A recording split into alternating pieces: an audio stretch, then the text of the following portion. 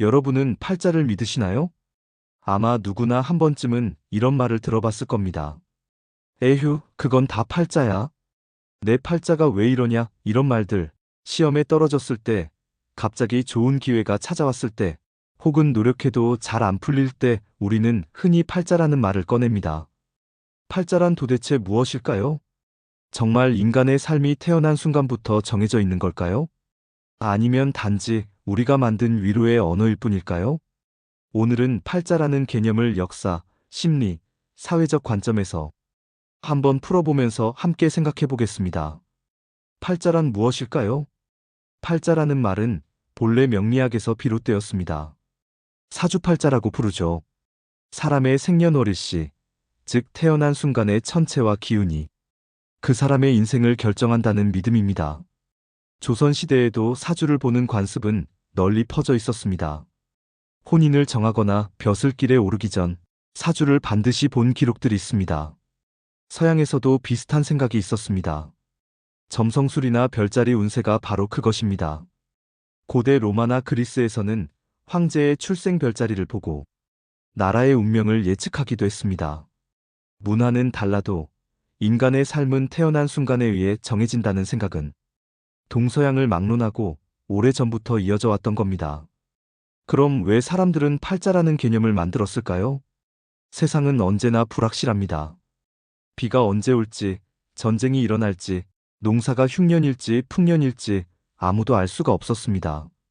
그런 상황에서 팔자는 인간이 미래를 예측하고 싶어하는 욕구의 산물이었습니다. 알 수 없는 두려움을 견디기 위해 우리는 별을 보고 점괘를 보고 팔자를 믿었습니다. 팔자는 삶의 불안에 대한 일종의 안전벨트였던 것이었습니다. 현대에 들어 팔자는 또 다른 방식으로 이야기됩니다. 바로 수저론입니다. 흙수저, 금수저, 다이아몬드 수저. 어떤 사람은 태어나 보니 가난한 집안에 빚더미 속에서 시작합니다. 공부를 열심히 해도 사교육 기회가 부족하고 대학에 가도 취업 스펙을 쌓기가 어렵습니다. 이런 사람들은 스스로를 나는 팔자가 기구하다라고 표현합니다. 반대로 어떤 사람은 태어나자마자 금수저를 물고 나옵니다. 부모가 건물주고 재벌가라면 이미 길이 다 깔려있는 환경에서 살아갑니다. 조금만 노력해도 기회가 쏟아집니다. 이런 사람들을 보면 누구나 속으로 저건 팔자가 다르다라고 말합니다. 그래서 어떤 이는 부모를 원망합니다. 왜 나를 이런 집에서 태어나게 했냐라고. 내가 흙수저로 태어난 게 다 부모 탓이다라고. 심지어 왜 날 낳았냐며 신세 한탄을 하기도 합니다. 그런데 또 반대로 생각하면 만약 내가 좋은 팔자를 타고났다면 애초에 흙수저로 태어나지 않았겠죠. 즉, 부모를 탓하든 팔자를 탓하든 결국 같은 생각의 흐름 속에 있는 것입니다. 팔자는 이렇게 현대사회의 불평등을 설명하는 하나의 언어가 되었습니다. 팔자라는 말은 단순히 개인의 신세 한탄에 그치지 않고 사회 구조의 불평등을 설명하는 도구가 되기도 합니다. 예를 들어 교육 기회를 생각해 봅시다. 어떤 아이는 태어나자마자 해외 유학을 준비하고 다양한 사교육을 받습니다.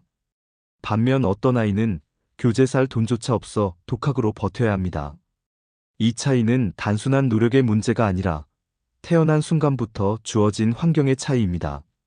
사람들은 이런 현실을 두고 팔자가 다르다라는 표현을 씁니다.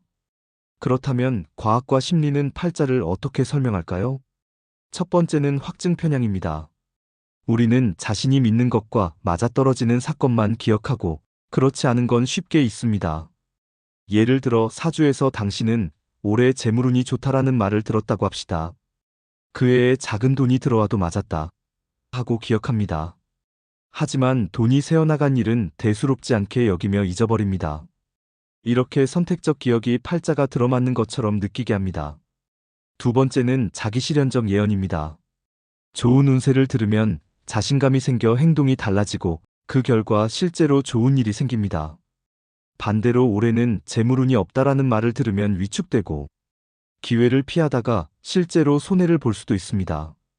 팔자가 미래를 정한다기보다 믿음이 우리의 행동을 바꾸고 그 행동이 결과를 만드는 것입니다. 세 번째는 패턴을 찾는 본능입니다. 인간은 무작위 속에서도 의미를 찾으려 합니다. 별자리에서 동물 모양을 만들고 우연한 일치에서 운명을 읽습니다. 오늘 우울한 일이 생겼는데 운세에 오늘 기분이 가라앉을 수 있다라고 써 있으면 우리는 그것을 특별한 인과로 받아들이죠. 팔자는 단순한 믿음에서 그치지 않고 거대한 산업이 되었습니다. 한국만 봐도 사주 카페, 역술원, 타로샵, 온라인 운세 서비스가 수없이 많습니다. 스마트폰 앱으로도 별자리 운세를 보는 사람도 많고 유튜브에서도 이번 주 운세 콘텐츠는 항상 인기입니다. 전 세계적으로 운세 관련 산업은 수십억 달러 규모로 성장했습니다. 사람들은 결혼 날짜를 잡을 때도, 사업을 시작할 때도, 시험을 볼 때도 팔자를 참고합니다. 심지어 정치인이나 유명 연예인도 조심스럽게 운세를 보는 경우가 있습니다. 팔자가 단순한 미신이라고만 치부하기 어려운 이유가 여기에 있습니다. 팔자는 사람들에게 위로가 되기도 합니다. 삶이 힘들 때 이건 내 팔자가 그래서 그렇다라고 말하면 스스로를 덜 탓할 수 있습니다. 또 올해는 좋은 팔자다라는 말을 들으면 새로운 용기를 낼 수도 있습니다. 하지만 동시에 함정도 있습니다. 팔자에 지나치게 의존하면 노력을 멈추고 모든 것을 팔자 탓으로 돌릴 수 있습니다. 어차피 내 팔자는 안 풀려라는 생각은 자기 한계를 고정시키고 삶을 더 어렵게 만듭니다. 팔자는 믿음이지만 그 믿음이 나를 가두기도 한다는 것입니다. 그렇다면 팔자는 정말 있는 걸까요? 과학적으로 보면 팔자가 실제로 우리의 삶을 결정한다는 증거는 없습니다. 하지만 심리적으로 보면 팔자는 분명한 힘을 발휘합니다. 우리가 그것을 믿는 순간 우리의 태도와 행동이 바뀌고 결국 결과가 달라지기 때문입니다.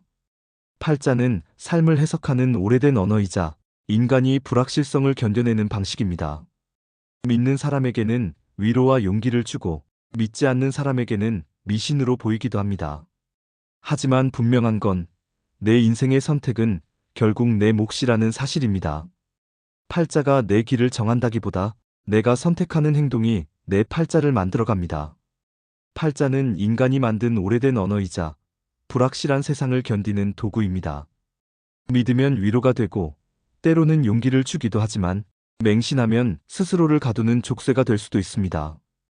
결국 중요한 건 팔자가 아니라 내가 어떤 선택을 하고 어떻게 살아가느냐입니다.